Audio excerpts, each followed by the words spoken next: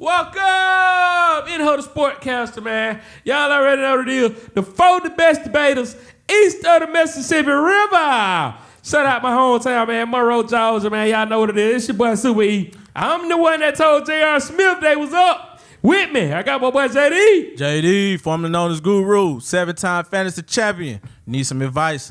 Holla at me. Hey, this your boy Ed from Pittsburgh, Georgia. Sorry I didn't get the memo. I'm wearing a red shirt today, baby. This your boy, I Am Legend, man. We here to stay. We here. Let's go, fellas. That way. We're going to get rolling, man. This the most anticipated sports show, man. Hey, man, when you got debaters this good, everybody tune in, man. But we ain't going to keep y'all waiting. We're going to dive right into the show, man. Today, first topic, college football playoffs. Who is your top 4, man? College football started yesterday with the majority of the games tomorrow, and we're going to dive right into it, man. I'm going to start it off, man. My top 4, y'all already know, man. Number 4, man, I'm going to give it to Bama. And the only reason I'm going to give it to Bama is I got Bama losing in the SEC championship. Number 3, I'm going to get Ohio State. Hey, look, listen, man. Them folks are very smart what they did. Everybody got suspended 3 games, but he'll be back before Penn State. That's the game that matters. Hey, number 2, I got Clemson, man. I just think the ACC is sweet. Florida State is not back yet, so I'm just going to go ahead and ride Clemson wave, man. And number 1, y'all already know, go Dogs! Them Georgia Bulldogs. JD, what you got? You said you had Alabama at number 4? Alabama at number 4. And Georgia at number 1. Got to be more careful. I got Alabama at number 1. I mean, I'm trying to figure out if they play Georgia in the SEC championship, how both gonna make it. But I got Alabama. I also got Auburn making it. Wisconsin. The boy Jonathan Taylor coming back. They keep an O-line. Clemson. They got an NFL D-line in college. I like those 4 to make it. Probably to win the whole thing, man. Till you show me otherwise, I like Nick Saban. Nick Saban, roll tide, baby. Hey, but look, I got Alabama. Alabama is the number 1 seed. Clemson number 2 seed. Hey, I mean, just like you said, man, the defensive line is tremendous. The number 3, I have Georgia. I have Bama losing to Auburn during the season, but Bama beating Georgia in the SEC championship. And number 4, I got Washington, man. I kind of think Washington might if Washington beat Auburn in the first game, Auburn should run the table. I mean, not Auburn, but Washington should run the table. So that's my 4. So Ed, you got you say you got Bama losing to Auburn, but you got Georgia losing to Bama. So is that Georgia's only loss? That's Georgia's only loss. Okay, so that's the only way it'll be able to work. Oh, okay. So basically, Georgia's getting in by virtue of the SEC championship. They only lost. Yeah. Okay. Basically like last year. I'm glad these predictions, because y'all sound crazy.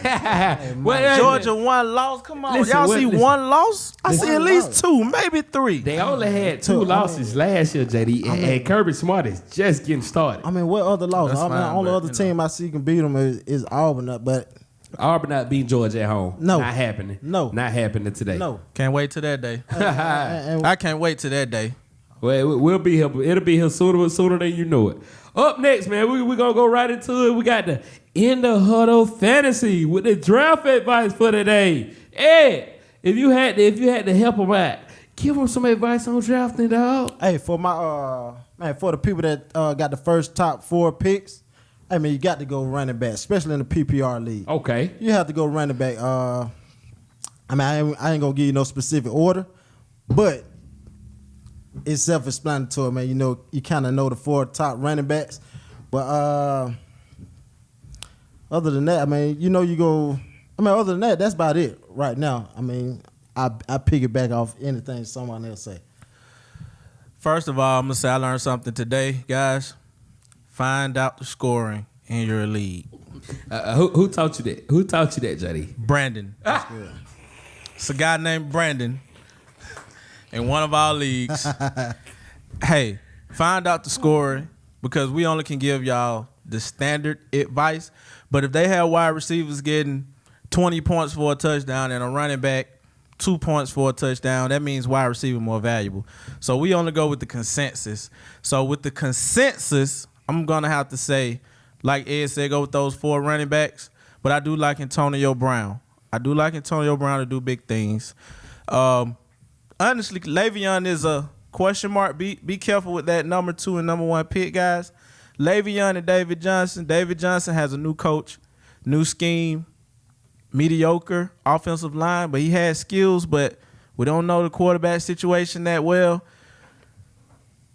So just be careful with David Johnson, guys. We know about Ezekiel Elliott. He may not get a whole lot of receiving yards, but rushing, he still has the best O-line in the league. Even with Travis Frederick having that disease, I'm pretty sure they have another center on backup that's as well as good as Travis Frederick.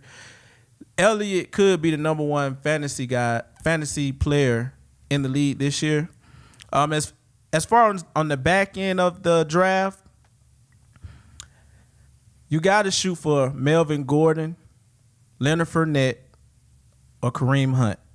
I understand you got DeAndre Hopkins out there. You got Julio, Julio do big things this year. I project Julio at least 10 touchdowns, and that's an upgrade from 4.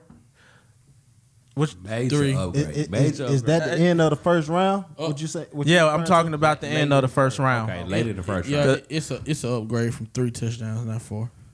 I mean, I'm trying to make my boy look good. You couldn't give me 1 touchdown? No, not 1. You couldn't give me 1 touchdown? But nah, Julio, I think Julio do big things. Hopkins. But running backs based on the score, and running backs will always be the key to success in fantasy unless you have 3 of the top receivers, and that's rare because there's so many to choose from. That's why running backs will always be the gem, guys. Jermaine, who you like, Jermaine? Man, I think this draft is filled with wide receivers, so you don't got to be in a rush unless you're in a position that you absolutely have to take one that you can't pass up, meaning if Julio lasts to the second round, 14 pick, you can't turn him down at a number 14 spot. You can't turn down Odell Beckham. So those are must takes at that position, but the running backs get going fast. So I say you need to grab you 2 of the top. You need to grab you 2 running backs, top 4 rounds. Other than that, you're gonna be, you're gonna end up drafting question marks like Jared McKinney from San Francisco. I mean, we know he's capable, but we don't know how he's gonna transition. So that's a huge gamble. But and I think the quarterback, or they really looking over quarterbacks. Because with these mock drafts that's been out here, I seen Aaron Rodgers last to the 6th round, and man, I don't know if I can pass up on no quarterback and wait that long. I think they really undervalue. So I just say choose smart, man. But if you going for the win, man, you gotta go running back, and that's for standard. I don't know how many people trade draft picks, but hey man, just practice. That's all I can tell you, man. Hey, people, it's important to do mock drafts. I mean, do them daily. Very important. I mean, I got a question for you guys, though. Should you draft the same as a PPR league than a standard league, or? No. Explain, yeah. Now, when JD said check the score, he means to actually go in your league settings and look how the league will be scored per player, and that's passing, receiving, and rushing as well. Now, Jermaine say quarterbacks are undervalued, but if you're in a standard league where touchdown pass is only 4 points, that's different versus a wide receiver or running back who's getting 6 points. Right. Now, most of the league is kind of transitioning to what we call a committee. And basically with a committee, you got 2 or 3 players that's either toting a rock or catching a rock. And what that does is it keeps players fresh, especially with the running backs. If first and second down, you get a speedy running back to be in third down, you're going to get a big running back. That big running back didn't play first and second down, so he's fresher than the defense that he's going against. Gotcha. So when these guys say pick running backs earlier, they're speaking of the running backs that get heavy workloads. Those running backs usually matter through it, whether it's standard scoring or it's custom scoring or if it's RB1s. PPR. Yeah. These are your true RB1s, and your true RB1s are limited. So when the guys say go run it back early, go run it back early, people. Hey, first all we got for today, man. Follow us on Twitter, In the Huddle SC. Follow us on Instagram, In the Huddle Sportcast. Add us on Facebook fan page, In the Huddle Sportcast. Signing off. Peace out.